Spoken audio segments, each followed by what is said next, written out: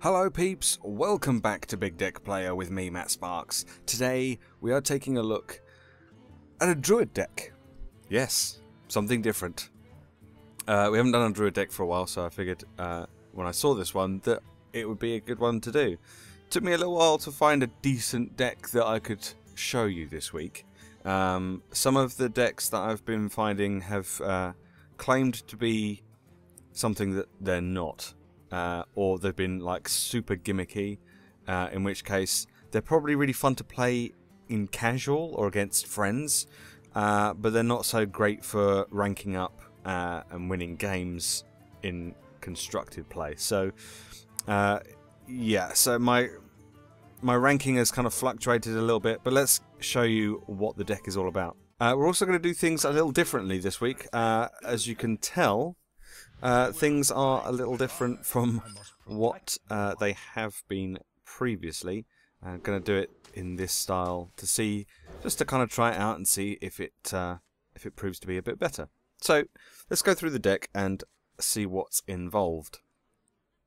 So it kind of starts off a little bit like a token druid deck, and I guess it's probably based on some of the previous token druid decks that have been around.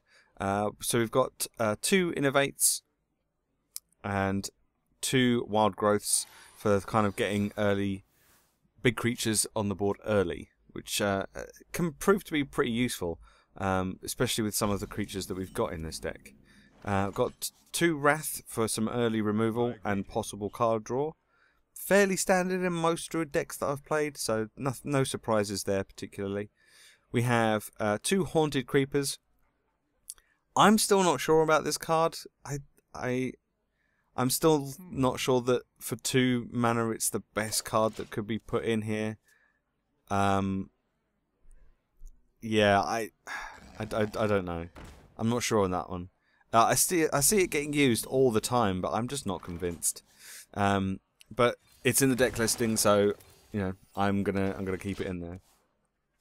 Then we move up into the 3 mana cost, 2 Savage Roar. This is kind of used as a finisher more than anything else. I haven't had to use it a huge amount of times while playing this deck. But yeah, but when I do use it, it's normally to kind of finish off my opponent. And I guess the reason that there's 2 of them is just make it more likely that you'll actually get one. Got 2 Shade of Naxxramas. I love this card, but I've been finding that people are finding ways to get rid of it more now than they used to. When I first started using this card shortly after Naxxramas came out, it would just get left alone for a long time. Use it to do lots of damage to whatever I needed to do damage to. Now I'm finding that it gets shut down fairly quickly, even though it's in stealth. So yeah, I still like the card. And if your opponent doesn't have ways to get rid of it, say for example a Consecration, because the Consecration, or a Holy Nova, you know, stuff that does like AoE that does 2 damage across the board. When it first gets played, then they're going to have a tough time getting rid of it. 2 Swipe for some more removal, because I think Swipe is fairly like necessary in every Druid deck I've ever played. I don't think I've ever played a Druid deck that doesn't have Swipe, because it's such a great card. 2 Defender of Argus for a bit of taunt, bit of protection if you need it.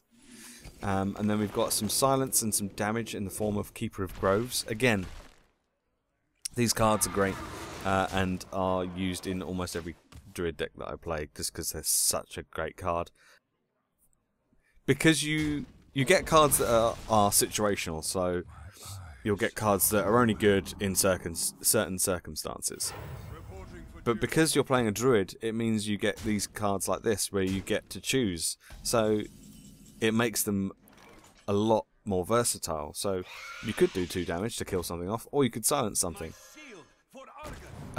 This has won me the game on a couple of occasions. I think one of the examples you'll see in this is my opponent brings out a Tyrion Fordring, which normally would be a problem, but with Keeper of the Grove you silence it, and then it's just a 6/6. There's no taunt, there's no divine shield, and your opponent won't get a weapon when he dies. So silence just works fantastically in that circumstance.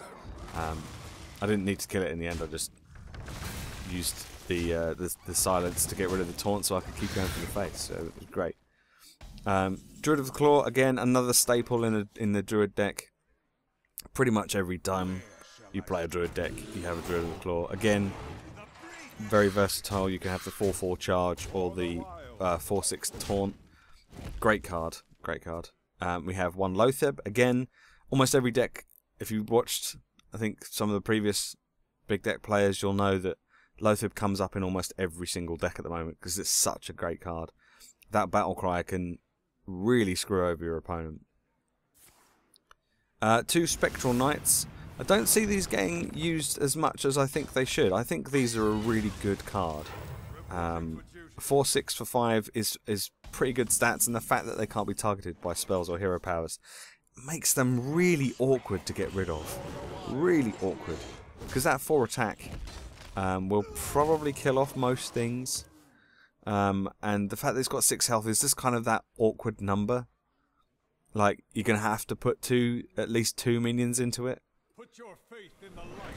to get rid of it, and as a result, that's just a real pain in the backside for your opponent. We've got 2 Force of Nature. These are pretty much a finisher. If you can combo Force of Nature with Savage Roar on turn 9, then all your Treants have 4 damage.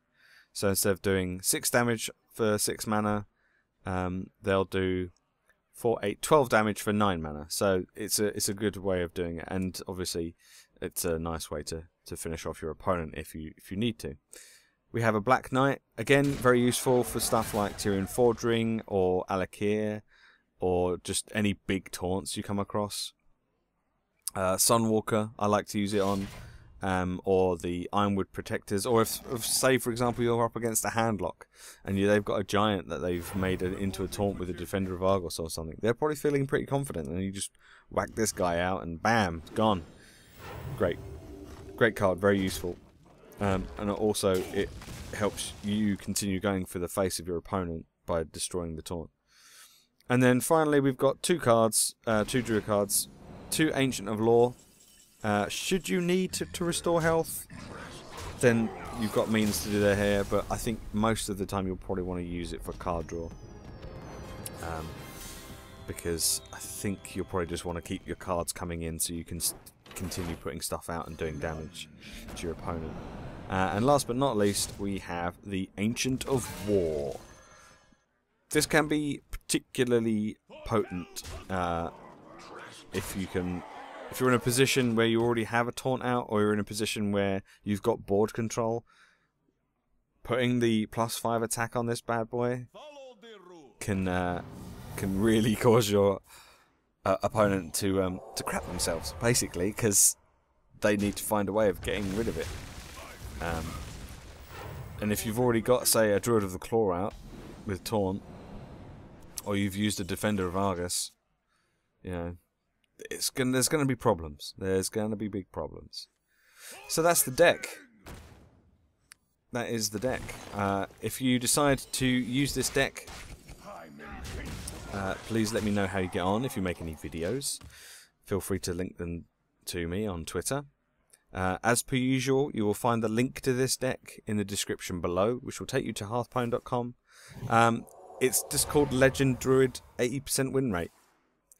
There's no fancy title to it. There's not much about it on Hearthstone. It's a fairly obvious deck on how to play it. There's no real kind of like super duper combos. There's no like special gimmicks or anything. It's just a strong deck from start to finish. Obviously, the quicker you can get into those 5, 6, 7 cost creatures, the better. So trying to get your mulligan for wild growth and your innovates is probably where you want to go. Maybe getting a couple of Shade of Naxxramas early on as well would be very useful, because obviously the earlier they're out, the quicker they'll bump up to be quite dangerous. And obviously it helps having stuff on the board that you can use to trade or to keep board control, so that when your big things do come out, they're not going to get swamped by sort of 3 or 4 smaller minions. So I really hope that you've enjoyed watching, and I shall see you next time for some more Big Deck Playa. Thanks again. Bye bye.